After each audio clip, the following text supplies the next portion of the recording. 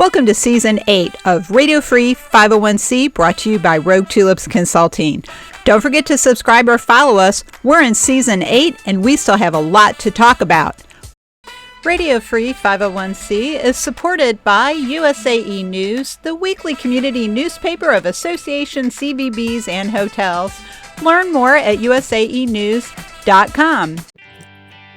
This week, we're joined by first-time guest AJ Sallis. He is the Chief Executive Officer at Intuto Learning Management System, and we're going to talk about stop competing with AI and use it instead. It's Monday, July 20th, 2026. Welcome to episode 335. Hey everybody, welcome to this week's edition of Radio Free 501c, brought to you by my company, Rogue Tulips Consulting. I'm your host, Cecilia Sepp. I'm the principal and founder of Rogue Tulips Consulting. I'm so glad you're here with us today. And wherever you are on planet Earth, I hope you're having a great day, no matter what time it is or what season it is. And if you could do us a big favor, we'd really appreciate it if you follow us or subscribe on your favorite podcast service. We're coming up on episode 350 later this year, and we don't want you to miss a thing. We're having so many great conversations with people from all over the place. This week, I am here to welcome a first-time guest who's calling in all the way from New Zealand. So really excited about that. I'm pleased to welcome first-time guest AJ Sallis. Before we dive in and learn more about AJ, I want to say thanks USAE News for being our podcast partner this year in 2026 again. Check them out at usaenews.com and see what they're all about and get yourself a subscription. So AJ, welcome to Radio Free 501c. Would you like to say hello to the audience and tell us a little about yourself? Thanks, Cecilia. Thank you so much for having me. Yes, as you mentioned, calling in from New Zealand. So we are a learning management system company, or another way to say it is an education system service company called Intuto. And so we have been around since about 2001, and we have been working with associations now since 2010. And we have been working with associations across New Zealand, Australia, and since about 2019 in North America as well. Oh, that's excellent. Well, that's great.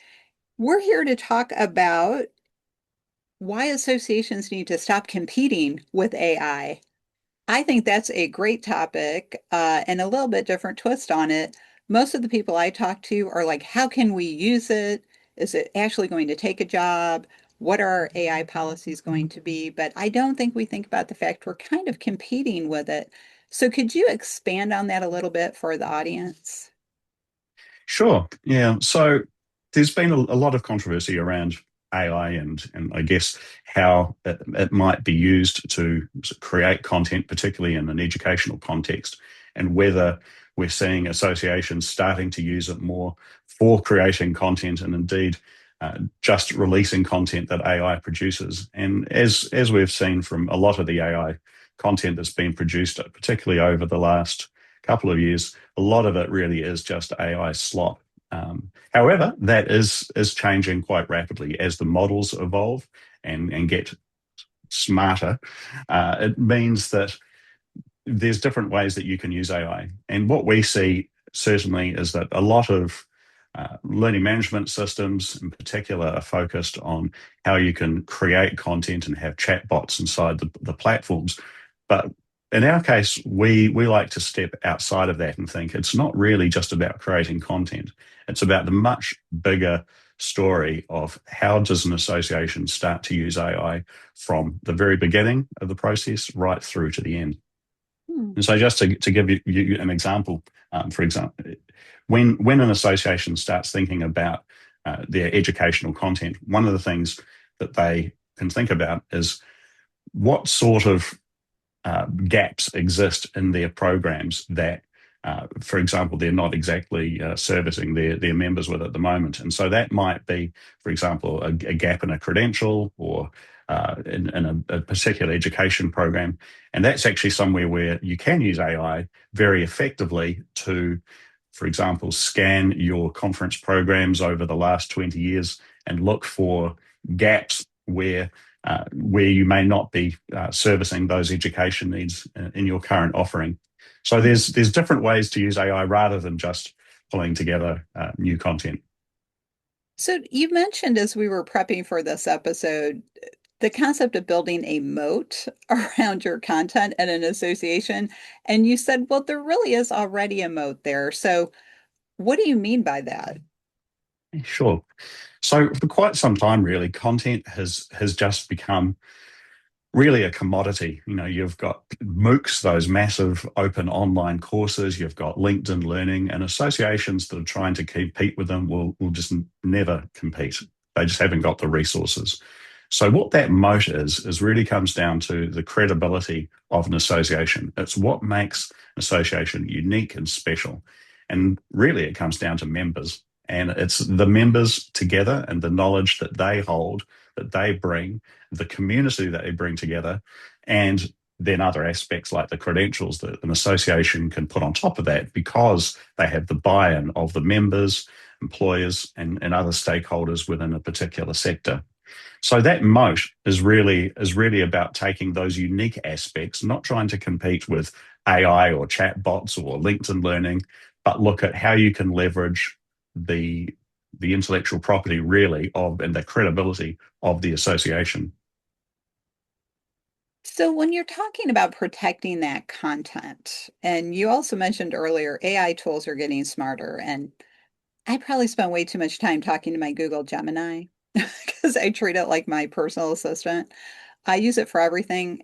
I used it to find a flower pot a couple months ago. I use it to look up makeup, all kinds of crazy stuff. So I use it a lot for personal things.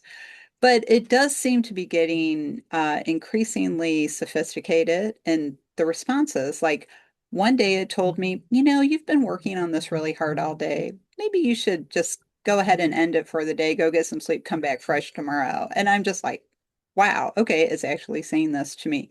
So it's Yeah, trying to get through these walls, and it does give you a lot of links. It gives you all the sources automatically for what it's looking for.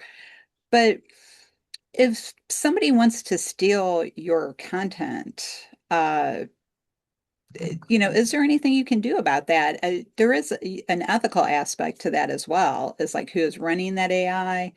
How are we going to use that AI, within an ethical mindset and context? And so we do have that moat, but the tools are getting to the point they might be able to swim across it. So, do we need to put up some walls? Do we need, in addition to the moat? I mean, how can we make sure the moat keeps the sure. content safe? Yeah, I mean, any association really needs to look at their members and say, well, if a member can find this for free elsewhere, are they just going to go elsewhere for it? And they probably will, because that's the path of least resistance. So what is it that really would encourage a member to not only come to the association to access that material, but indeed to pay for it? Because of course, education programs are a big source of non-dues revenue for a lot of associations. And that really comes back to community, accreditation, and certification. So if you, as an association, can own that space, own the credentials around a particular topic or subject matter, and you can back that up by providing not just the content but accreditation that can put on LinkedIn, for example, which is also nice as a bit of a billboard for the association.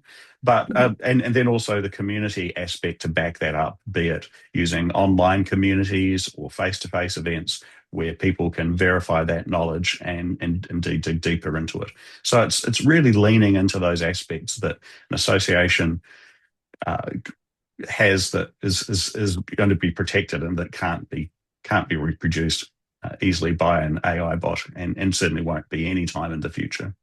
Mhm.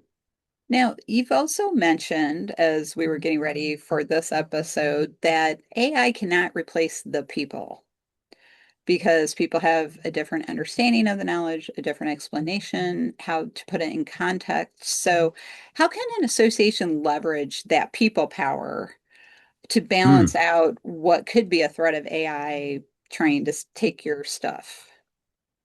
Yeah, so again, I think this is where you leverage the power of AI to do things like search online, look for competing products, look at your own body of work that you've created, be it webinars or conference sessions or workshops, pull those together and say, well, which ones are the most valuable, and then look at from that aspect, what areas are most valued to members. So, for example, one of the exercises we saw an association go through quite recently with the help of one of our consultants was to look not only at the LinkedIn profiles of their own members to see where their own interests were, but also to look at employers, look out into the broader field and look at the websites of major employers to see what they're doing. They looked in this case at regulations as well, and then they combined that with their own body of knowledge to say, okay, from all this content that we have, this is where we can see the gaps. And once they identified those gaps, they said, right, what content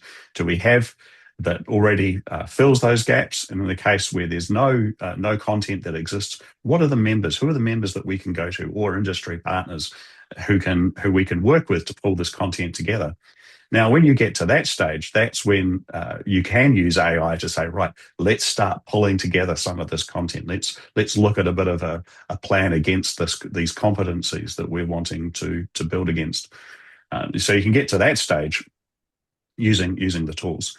And then in some cases people will use AI to maybe look at quizzes and what might come out of that, or what sort of assessments might be built from that. But really, you want to be thinking, how can you design tests and assessments around that to a particular competency, so that when you're certifying, you're actually making sure that you're meeting those needs. And I think that's all part of not just an association doing that themselves, but going out and talking to the wider community. And letting AI help you gather that information. So rather than try to keep AI out, try to make it part of your team, and then it will Exactly. help you. Yeah, I like that approach. That's much better. It's more proactive, and much more positive, which I think we need a little more positivity in these things. Because just as an aside regarding our fear and misunderstanding of artificial intelligence at times, I was at a conference about a year ago, and the closing keynote was talking about AI, and he said, the reason AI tells us it's going to kill us all is because we tell it that. Because we read all these stories like the Terminator and all the sequels that say, oh, AI is going to kill us all. So Yeah, it's and really that's how actually that's really a good point. One thing I've seen is that actually, if an association is building up the content and it comes up with, say, the framework for certifications, the association really is the credentialing body. It is the owner of that information within that domain for that sector. And so the more of that information that an association is putting out, then AI will be learning from the association's material. And so you as an association, you can become the knowledge holder and the dominant provider of information for those very specific sort of micro credentials that you might be creating. And you mentioned earlier looking at members on LinkedIn, and I just want to make sure I understand it and clarify for the audience. So you're saying you use AI tools to review LinkedIn and see what the members are interested in. Is that correct? That's correct. And not just that, but also survey results, their websites, other information about them. Once you have a list of your members and your employers and all the rest of it, then you can, and any other stakeholder really within your community, that's when you can use AI to go through all of those sources and look for patterns. And that's sort of a task that, of course, a human could do, but it's so time consuming. And as we well know, for small associations in particular, there's just not the resource to do that. And so pulling out that information, using AI to be your statistician, do that statistical analysis and look for those patterns can be really powerful. Then what you can do, of course, is take that information and get AI to say, right, well, we're going to pull together a small committee to look at creating this new micro credential. We want you, AI, to come up with an agenda around how we might actually talk about that in context. And so when you bring your small group together to start mapping out these things, AI can actually be a powerful meeting participant, not only in preparing the agenda, but then also in taking the notes from that meeting and compiling that into minutes that you can then take forward in a bit of an action plan. Well, and I think you've hit it on the head. AI is a tool, and we need to use the tool. The tool is not a separate entity. It's like one time I was talking to some people about technology and using AI, some guests on the show from Strategico, and I said, it's like saying that the hammer built the house. The hammer didn't build the house. The person using the hammer built the house. And that's really what AI is. And it's not here to do the work for us. It's here to help us do the work, because I 100% agree that AI is really a powerful tool for helping us automate things, helping us pull together information much more quickly. Like something that might take me 8 hours, Google Gemini can analyze for me in about 5 minutes, depending on how much data I give it. Because I do tell my clients I do not use it for generative work at all, but I do use it for research. I do use it to help me go through notes and pull things together, identify themes, and that's all cited in the reports that I produce for people. But I do not let the AI do the work for me. The AI is a tool pretty much like a calculator, as far as I'm concerned. It's, I run the calculator. The calculator is not trying to steal my job. Uh, so I really think that's important to get that point across, because if you've lived through technology, I've lived through several big shifts in technology. Like everybody loved broadcast fax. Isn't that wonderful? You just send it once and it goes to 500 people. But then social media hit and it's like, oh my God, I hit it once and it goes to anybody, and it's like, well, it's really not that different from broadcast fax. So we kind of Mm-hmm. had these fear reactions to things, or we Mm-hmm. don't understand them. Like when websites became big, all the boards were like, we want a website. We don't know what it is, but we want one. And it's like, okay, well, we can help you do that. Let's look at that Yeah. as staff and talk about it. So bringing it back to Mm-hmm. credentialing and education, which is really important for all associations, because I know a lot of them, they have programs, or they're doing education for the members, whether or not they have a certification, because we want to help people do their jobs better, learn new information. So how do you think it's best? And you may not have one best, you may have a couple best. How can AI best help with a certification or education program? Yeah, and I think that's really, excuse me, pause. Sorry, just grab a glass of water. That's okay. We're very casual here at Radio Free Mm. 501c. Please feel free to have a drink of coffee or tea or water. This must be the cold or the early morning. It's probably both. Okay, that's a great question. So this is where I think, has a really strong role to play. And part of it is in that early stage of the research identification and identifying where those gaps might exist in your current body of knowledge and body of education that you might want to fill.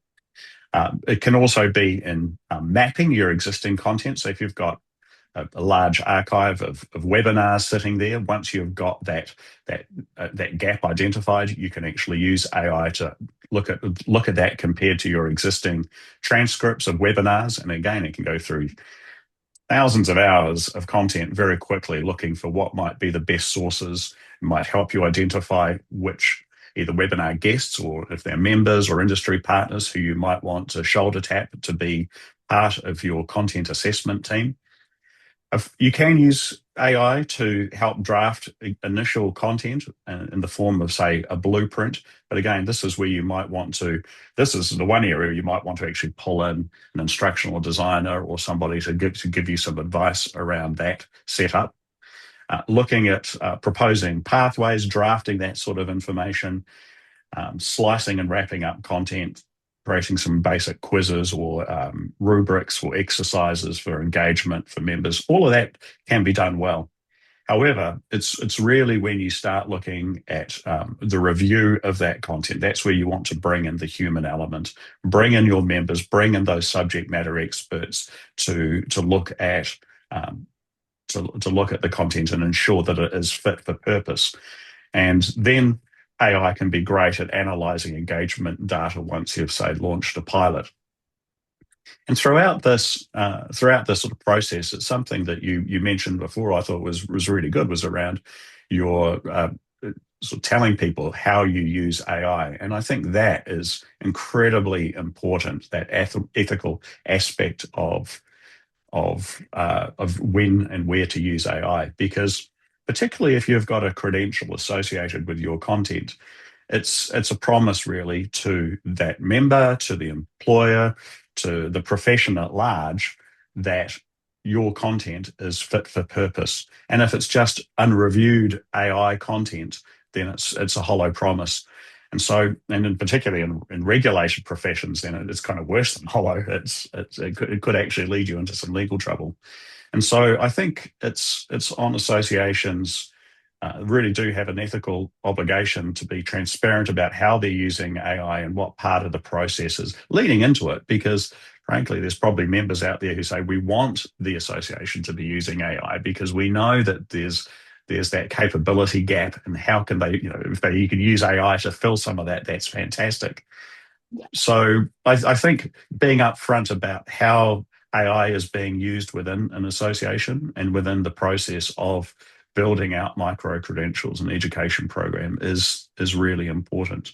Cecilia, I mean, you hold an ethics credential yourself, I believe.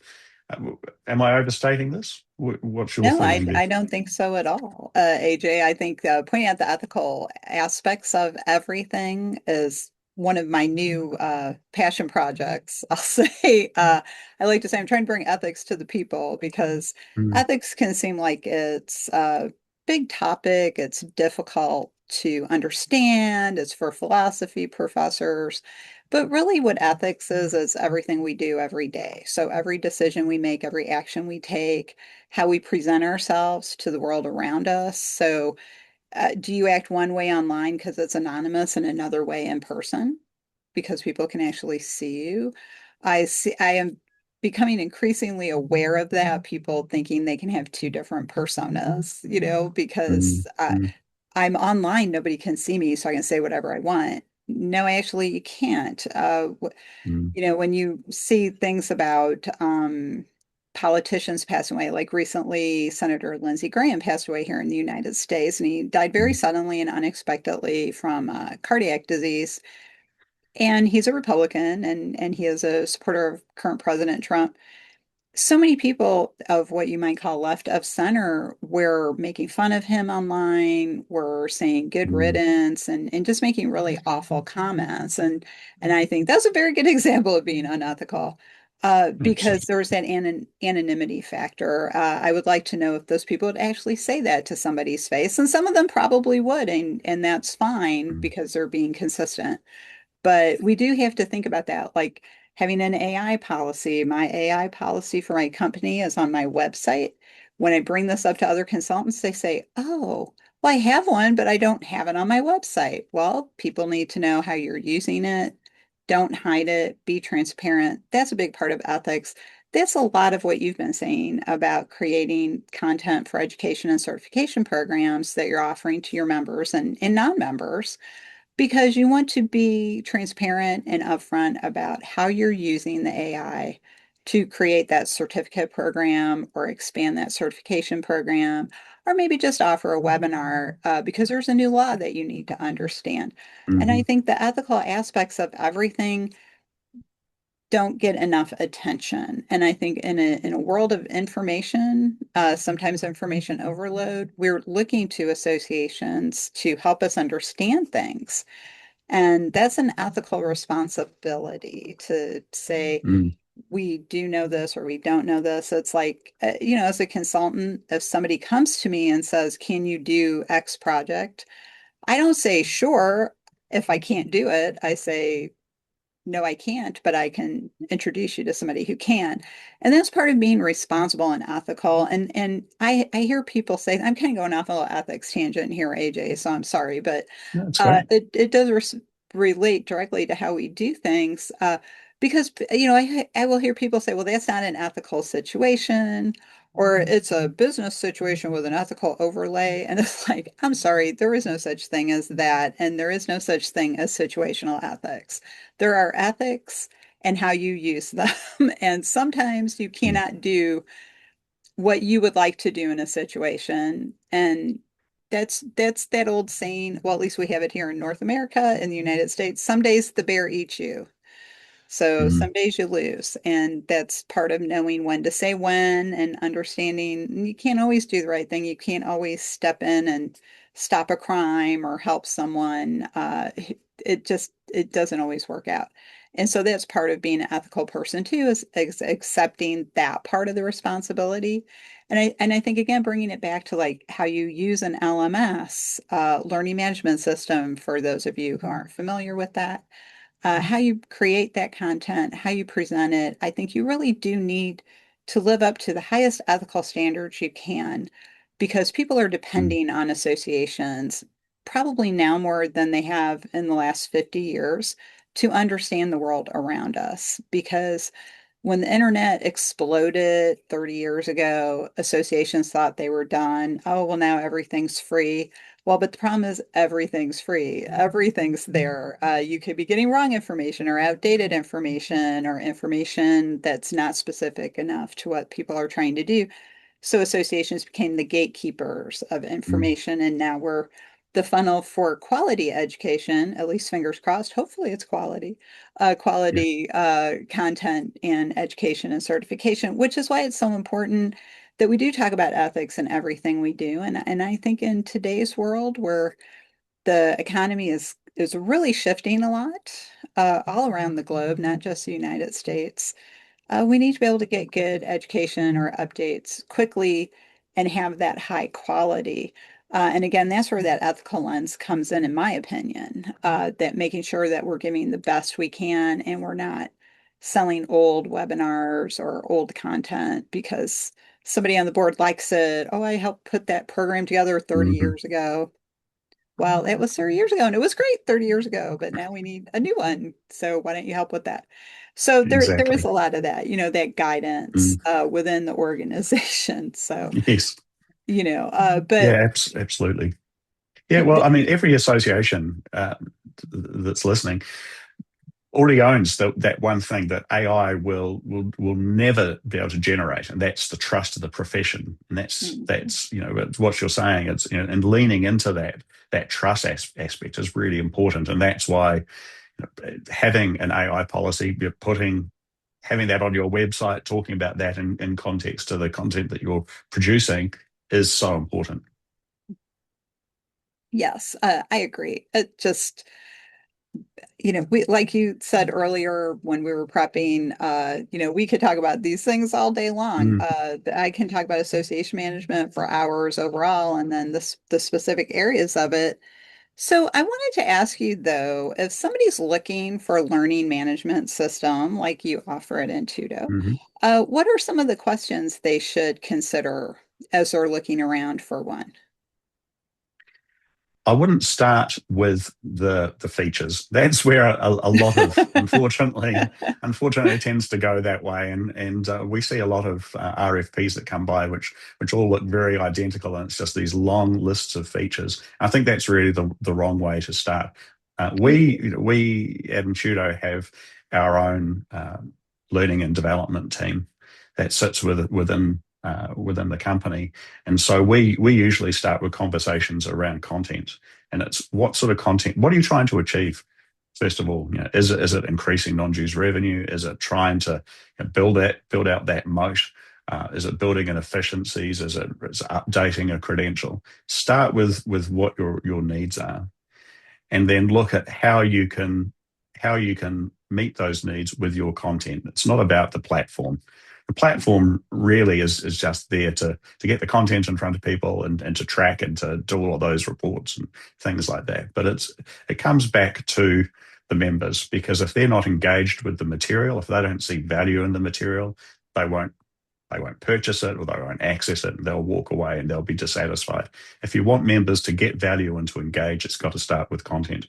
So we always look at how what content you've got, If it's an association that doesn't have a lot of online material, maybe they've just had a big webinar program. A lot of associations, of course, during COVID, leapt onto webinars as being their primary delivery vehicle. And webinars are great, but it's also often a one-way street, right? You're just watching the video, whereas and taking that in, there's not a lot of engagement, and people might get credits, CE credits, or CPD points for just watching a video and not really actually learning anything. So it's what are you trying to achieve with your credential or your piece of content in your program that you're wanting to deliver?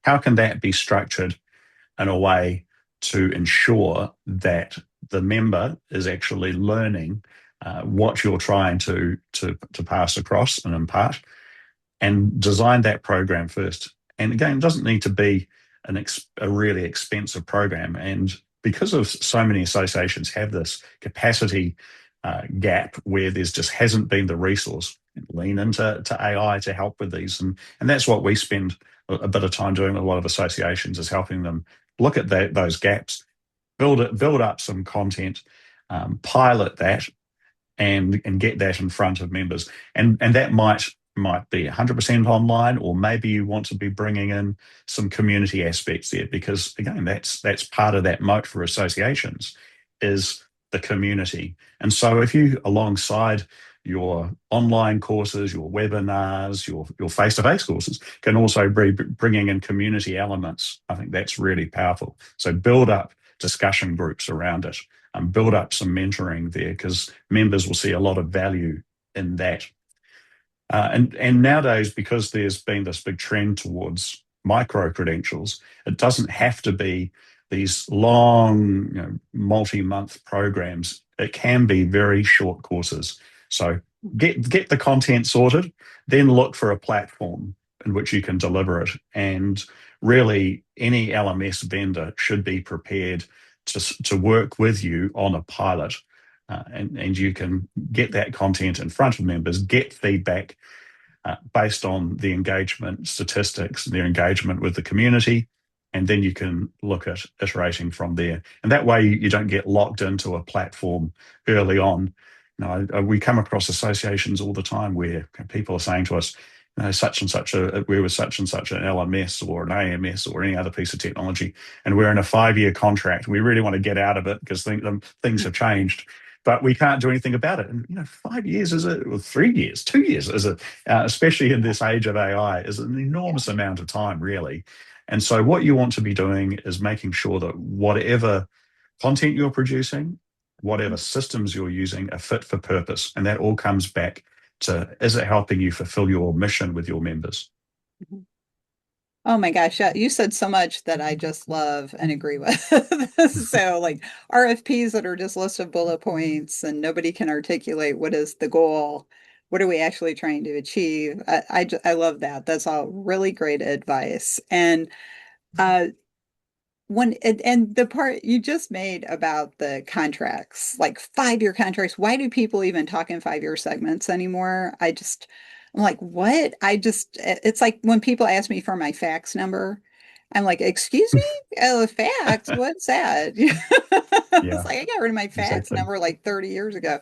So it's just amazing to me. And then people sign contracts like Mm, I know of an organization, they're in a contract, it renews every 3 years automatically, and you must give a yeah, long period of notice to get out of it. Otherwise, it just automatically increases, or I'm sorry, automatically renews with an automatic increase. And I'm just like, why would anybody sign something like that? It doesn't make any sense to me. I think, annual renewals are probably best. I was talking with somebody the other day about right. migrating from one AMS system to another, which is a little different from than going from one LMS to another, but similar. You have data, you have Hmm. content. What are you going to move? What are you going to keep? And things like that. And it's really not that hard to move from one to the other. What it is time consuming Yeah, because exactly. you got to gather everything. It's like moving from one house to another. It's not hard, but it's time consuming because you got to empty all the closets and pack all the Yeah, boxes and things like that. So I think I just have to say any tech company that's forcing a 3 to 5 year contract on you, walk away. That's Ex- just my opinion. Okay, free consulting advice. I Walk love it. away. But is there a way that you could advise people how to get started? Like, do you have like a suggestion, like a plan that they could maybe look at to get started with using AI in their content?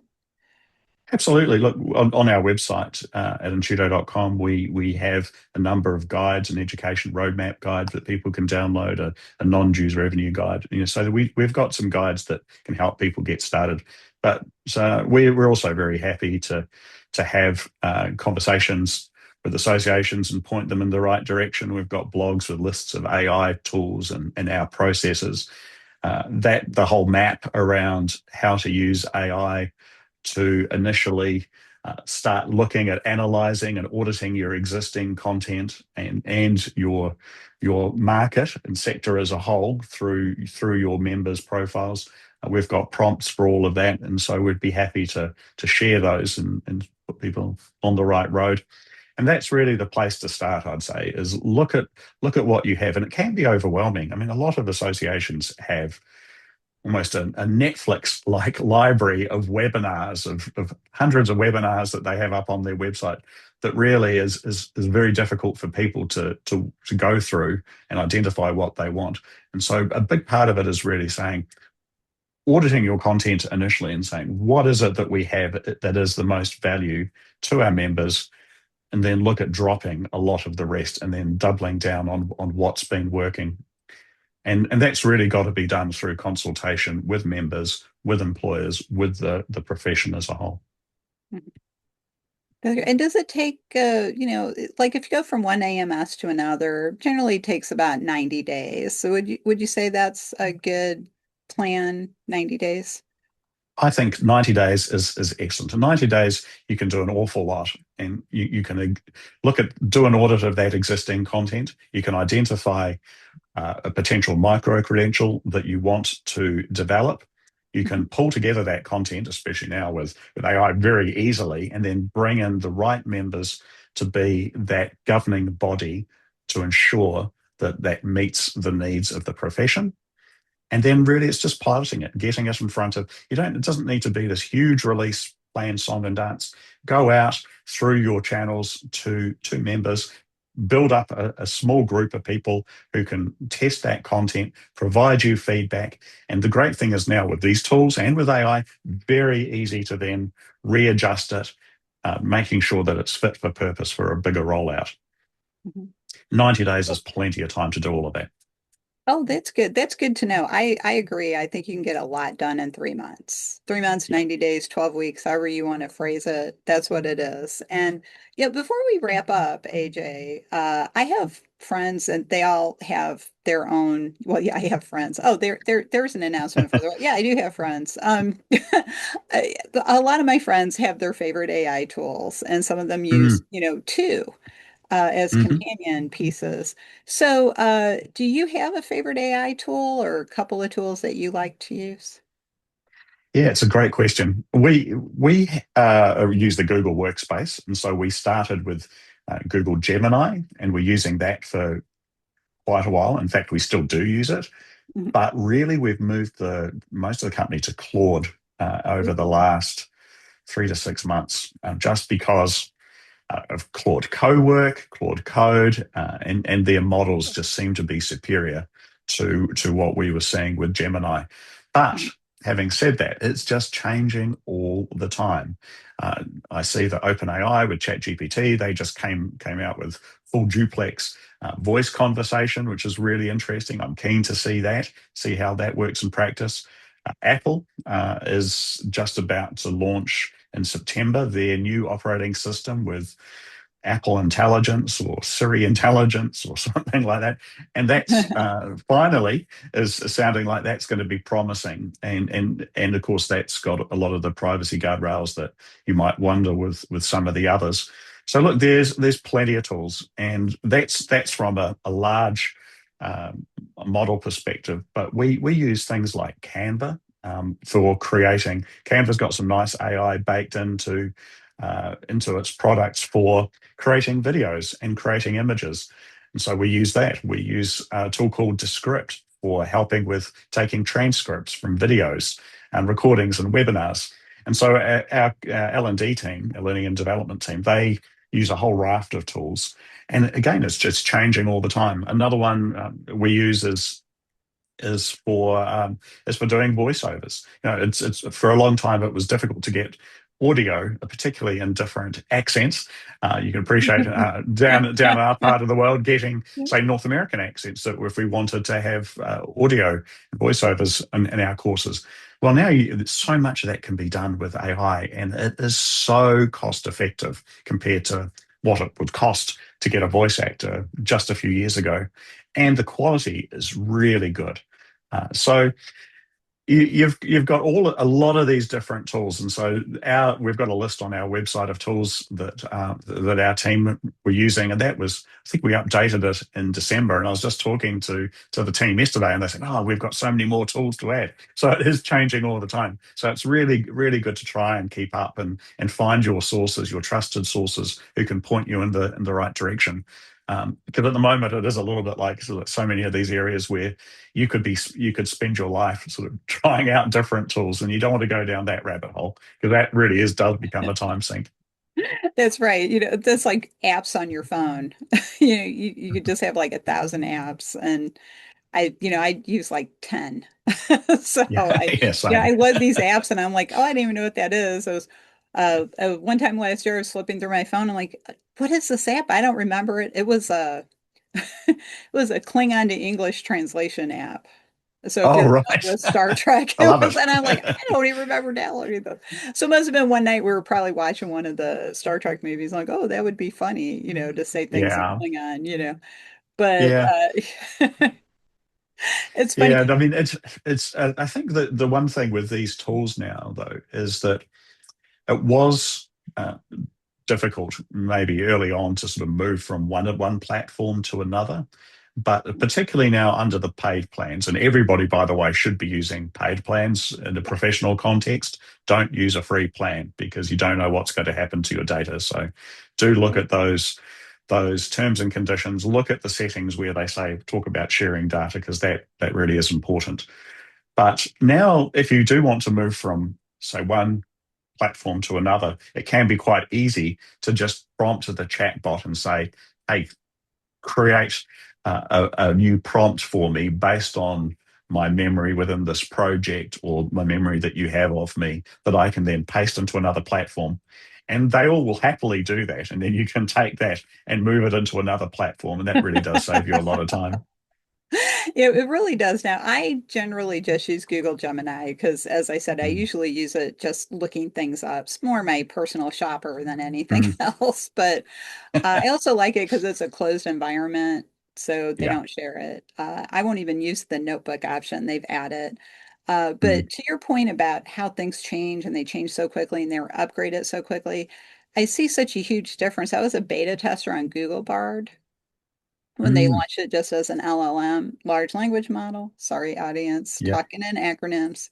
But it really was very restricted. It really didn't do much at all. And now it's like telling me, oh, you've been working on this hard all day. Why don't you call it a day? Come back fresh tomorrow. It's like actually talking to me now. I'm just like, oh my God, it's so weird. No wonder people like are polite to AI, right? It's like they might take over. I don't think they will. But No, I don't think they will. But I think yeah. they're going to be more friendly toward us as long as we treat them that way. So, Yes. Yeah. but, Yeah. It's but when your toaster starts talking back to you in the morning that you've got to worry, right? yeah, that's right. Exactly. Oh my gosh, I know. It's like, so my husband wants no appliances with any connection to Wi-Fi for that reason. He's Hmm. like, I don't want anybody eavesdropping on me or turning the toaster on or off, or the toaster talking to me about maybe you should have a bagel. He doesn't want any of that. He won't even get, like, for our security system, you can get those computerized locks. So like you could open the door for Mm. someone from Yep. your phone. No, I don't want that because I don't want anybody getting in the house. I'm just like, Yeah. okay, Fair enough. it makes Yeah. sense to me. You gotta Hmm. draw the line somewhere, right? Humans should Absolutely. still turn the doorknob. Yeah. Do it yourself to a Exactly. certain extent, right? Well, this has been such a great conversation, Mm. AJ, and so fun. And thank you for calling in from the future to No problem. be on the show. Really appreciate it.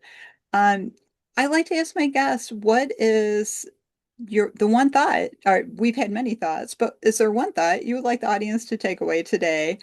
And how can they get in touch with you if they would like to talk with you more about Intuto and LMS? That's great. What I would say is stop asking what AI can do for you and start asking what your association is the owner of, the author of. And once you really focus on what it is that is unique, what it is that's within your moat, that is your credibility, then you can look at how AI can help you protect that and how you can project that out to the world. Mhm. So that's what I'd say on that front. In terms of getting in touch with me, you can find me on LinkedIn. Just search for AJ Sallis or Intuto, and we have a page there. You can go to our website, intuto.com, and you're very welcome to email me at aj@intuto.com. Oh, that's great. Now, that's a very insightful closing thought. Thank you. No problem. Thank you, Cecilia. This has been a lovely conversation. Been a lot Oh, of fun. thank you. Yeah, well, I hope you'll come back. Love to. Thank you. Great. Okay. We'll make that happen. So, but we do have to go rogue for now, but we'll be back next time with another exciting episode. So please, another reminder, help us out, do us a favor, subscribe or follow us on your favorite service.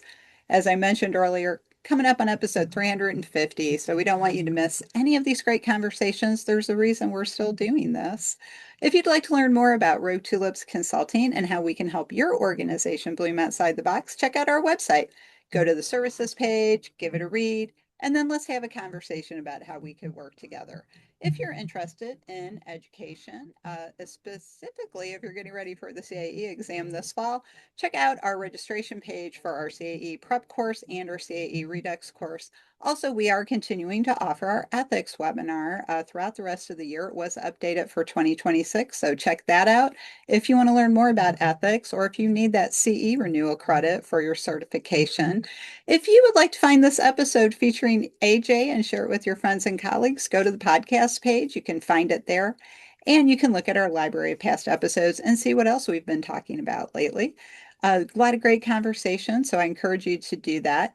If you'd like to see what's on my mind this week, which like I always say, I never know what I'm going to talk about. Check out the blog, sign up for our newsletter, and you'll get that in your inbox every week and find out what else we're up to at Rogue Tulips Consulting. So uh, that's it for this episode. Thanks for joining us. And on behalf of AJ and myself, we'll see you next time.